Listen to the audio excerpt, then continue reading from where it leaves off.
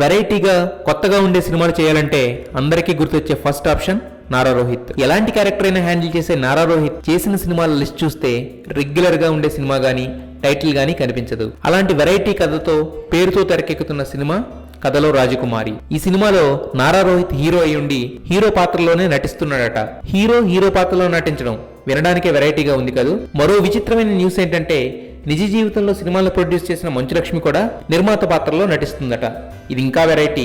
అలాగే నాగశౌర్య, ఆదా శర్మ నిజ జీవిత పాత్రలో కనిపిస్తారట. జో అచ్యుతానందతో నారా రోహిత్ కు హిట్ ఇచ్చిన అవసరాల శ్రీనివాస్ కూడా ఈ సినిమాకి అవసరం అవడంతో క్యామియో రోల్ చేశాడట. వింటుంటే హైలైట్స్ ప్యాకేజీలా అనిపిస్తున్న ఈ సినిమాని మహేష్ సూరపనేని అనే కొత్త డైరెక్టర్ డీల్ చేస్తున్నాడు. కేవలం వీళ్లు మాత్రమే కాదు, సినిమా ఇండస్ట్రీ నుండి చాలా మంది అతిథి పాత్రలో హడావిడి చేయబోతున్నారని వినికిడి. నమితా ప్రమోద్ హీరోయిన్ గా నటిస్తున్న ఈ సినిమాతో నారా రోహిత్ మరో సంచలన విజయం అందుకునేలా ఉన్నాడు.